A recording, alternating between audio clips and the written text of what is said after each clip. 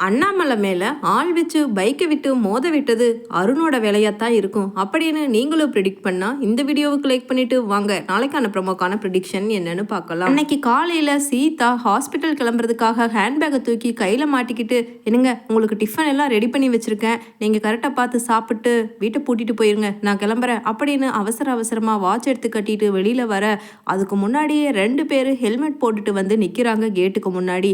அப்ப ஆமா அருண் சார் இருக்காரா அப்படின்னு கேட்க, உடனே சீதாவும் உள்ளதான் இருக்காரு, என்னங்க உங்களை பார்க்கறதுக்கு தான் 2 ஆள் வந்திருக்காங்க அப்படின்னு சொல்றாங்க சீதா. அதே சமயம் அருணும் சீதா என்ன டைம் பாரு 8:45 ஆச்சு, சீக்கிரமா போ, ஹாஸ்பிட்டலில் திட்ட மாட்டாங்களா அப்படின்னு சொல்லிட்டு சீதாவை வழி அனுப்பி வச்சுட்டு அவங்க 2 பேர்த்தையும் திட்டுறாரு. என்னடா என்ன லூஸு மாதிரி இங்கே வந்திருக்கீங்க, நான் தான் உங்களுக்கு சேர வேண்டிய பேமெண்ட்டை நான் அனுப்பி வைக்கிறேன், இல்லைண்ணா நான் எப்போவாவது டியூட்டிக்கு வந்தபோது அங்கே பார்த்து வாங்கிக்கன்னு சொன்னேன்ல, இங்கே வீட்டு வரைக்கும் வந்திருக்கீங்கன்னா உங்களுக்கு என்ன தைரியம் இருக்குது அப்படின்னு சொல்லிட்டு திட்டுறாரு.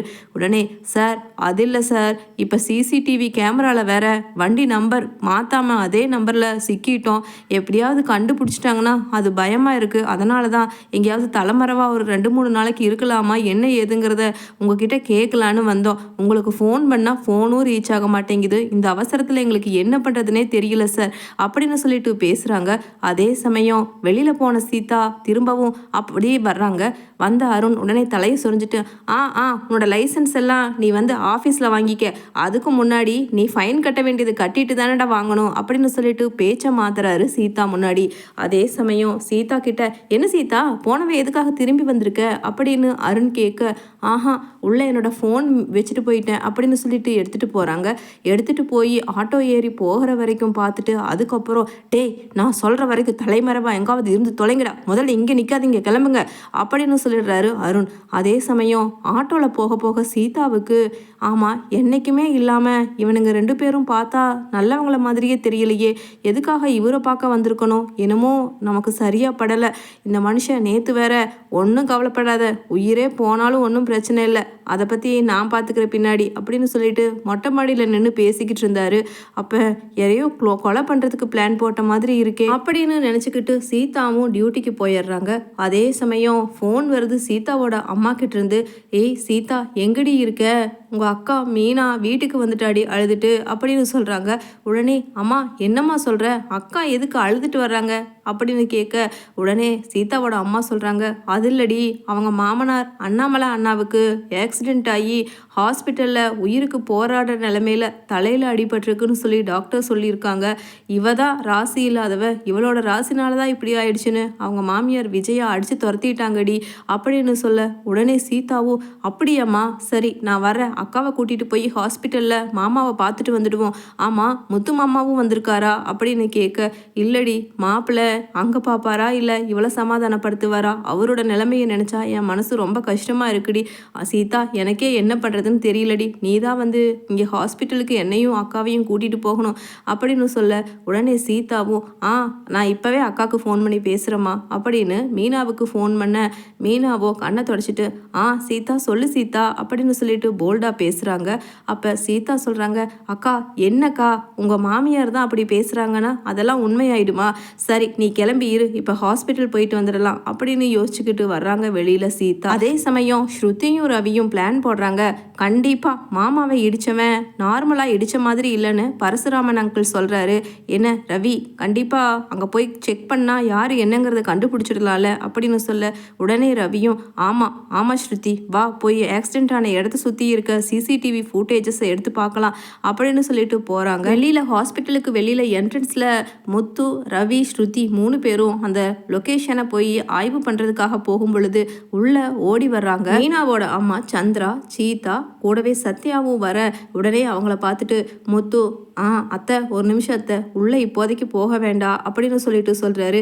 உடனே எப்படி மாப்பிள்ள அப்பாவை பார்க்காட்டியும் அம்மா அதுக்கப்புறம் கூட இருக்கிற மனோஜ் அவங்களெல்லாம் பார்த்து ஒரு ஆறுதலுக்காகவது நாங்கள் பேசிட்டு வரணும்ல மாப்பிள்ள அப்படின்னு சொல்ல, உடனே முத்து சொல்கிறாரு, அத்தை நீங்கள் நினைக்கிறதெல்லாம் நியாயம், அது வந்து நல்லவங்களுக்கு நியாயமாக நினைக்கிறவங்களுக்கு, ஆனால் எங்கள் அம்மா எதையும் சொன்னாலும் புரிஞ்சுக்கக்கூடிய சூழ்நிலையில் இல்லை. மீனா தான் காரணம், மீனா தான் காரணம்னு சொல்லி லூசு மாதிரி பேசிக்கிட்டு இருக்காங்க. இப்போதைக்கு அப்பாவோட ஆக்சிடென்ட் சாதாரணமாக நடந்த மாதிரி தெரியலன்னு கூட நடந்து வந்த பரசு அங்கிள் சொல்லியிருக்காரு. அதனால தான் அது எப்படி நடந்துச்சு என்ன ஏதுங்கிறத நாங்கள் போய் செக் பண்ணலான்னு இப்போ நாங்கள் 3 பேர் கிளம்பிட்டோம். இப்போ போய் நீங்கள் தான் அத்தை சங்கடப்படுவீங்க. எங்கள் அம்மா உங்களை கேட்கக்கூடாத வார்த்தையில் ஏதாவது கேட்டாங்கன்னா அதுக்கப்புறம் என்னோட மனசும் சேர்ந்து வருத்தப்படும் அப்படின்னு சொல்ல உடனே ஸ்ருதியும் ஆமாம் நீங்கள் உள்ளே போகிறத விட நீங்கள் பேசாமல் திரும்ப வீட்டுக்கே போயிடலாம். கரெக்டு. ஏன்னா விஜயா ஆண்டி தான் என்ன எப்படி பேசுவாங்கன்னே தெரியாதே, அதனால நீங்கள் தான் ஹர்ட் ஆவீங்க அப்படின்னு சொல்லிட்டு சொல்ல உடனே சீதா சொல்கிறாங்க, மாமா அப்போ நம்ம அண்ணாமலை மாமா சாதாரணமாக ஆக்சிடென்ட் ஆகலையா, யாரோ வேணும்னே மோதின மாதிரி இருக்கா, இப்போ என்ன சொன்னீங்க அப்படின்னு கேட்க திடீர்னு சீதாவுக்கு ஞாபகம் வருது. 2 நாளைக்கு முன்னாடி அருண் சீதா பேச்சு வாக்கில் சிரிச்சுக்கிட்டே, ஏன் சீதா உங்கள் மாமாவுக்கு அவங்க அப்பாவை ரொம்ப பிடிக்குமா அவங்க அம்மாவை ரொம்ப பிடிக்குமான்னு சொல்லி கேட்டதும் அதுக்கு நான் சொன்ன மாமா எங்கள் அங்கிள் அதான் அண்ணாமலை மாமாவை தான் என் முத்து மாமாவுக்கு ரொம்ப பிடிக்கும்னு நான் சொன்னேன் அப்படிங்கிற மாதிரி எல்லாமே பழசை நினச்சி பார்க்குறாங்க. அப்போ உங்கள் அண்ணாமலை மாமா செத்து போயிட்டாருன்னா உங்கள் மாமா ரொம்ப அழுவார் இல்லை அப்படின்னு கேட்டார் மாமா என்கிட்ட அப்படின்னு சொல்லிட்டு சீதா சொல்கிறாங்க. என்ன சீதா சொல்கிற, இப்படி எல்லாமா கேட்பான் அவன் அப்படின்னு கேட்குறாரு முத்து. இல்லை மாமா நானும் கேட்டேன், என்ன இப்படி கேட்குறீங்க, கொஞ்சமாவது உங்களுக்கு அறிவு இருக்கான்னு கேட்டேன். அதுக்கு இல்லை சீதா எங்கள் அம்மா செத்து போனால் நான் எவ்வளவு வருத்தப்படுறேன் அந்த மாதிரி தானே உன் மாமாவும் வருத்தப்படுவான், அதை தான் நான் சாதாரணமாக கேட்டேன். சரி எனக்கு நேரம் ஆயிடுச்சுன்னு சொல்லிட்டு அதுக்கப்புறம் கிளம்பி போயிட்டாரு மாமா, ஆனால் சிரிச்சுக்கிட்டே போனார் மாமா அப்படின்னு சொல்லிட்டு சொல்ல அது மட்டும் இல்லை இன்னைக்கு காலையில் 2 பேர் திடீர்னுங்களாட்ட வந்து பணம் கேட்டுட்டு வாங்கிட்டு போனாங்க. நான் கண்டுபிடிச்சிடுவேன்னு சொல்லி என்னென்னமோ பேச்சை மாத்திர மாதிரியெல்லாம் பேசினார் மாமா.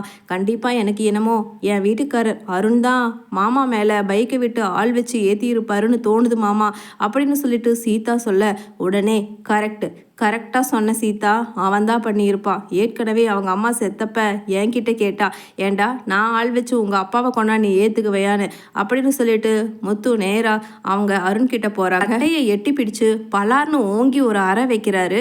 அதே சமயம் சீதா போலீஸ் ஸ்டேஷனில் போய் கம்ப்ளைண்ட் பண்ணி கூட்டிகிட்டு வராங்க போலீஸையும் அந்த ஸ்பாட்டுக்கு.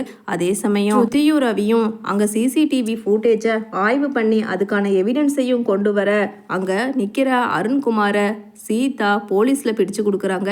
எல்லா எவிடன்ஸும் என்கிட்ட இருக்குங்க. இன்னைக்கு காலையில் இவன் வந்து பணம் கொடுத்தது எல்லாமே எங்கள் வீட்டு மாதிரி இருக்கிற கேமராவில் பதிவாயிருக்கு, இந்தாங்க பாருங்கன்னு சொல்லி அதையும் கொடுக்குறாங்க சீதா. உடனே என்ன சீதா உன் மாமா கூட சேர்ந்துட்டு நீ, நான் முக்கியம் இல்லை உனக்கு உன் மாமா அக்கா தானே முக்கியம் அப்படின்னு சொல்ல உடனே சீதா சொல்கிறாங்க, ஆமாம் எப்போவுமே பொய்யும் பித்தலாட்டமும் நீயே ஜெயிக்கணும்னு சொல்லி லூசுத்தனமா இல்லை ஒரு சைக்கோத்தனமாக நீ பண்ணிக்கிட்டு இருக்கிறதுக்கெல்லாம் என்னால் துணை போக முடியாது மனைவிங்கிற காரணத்தினால.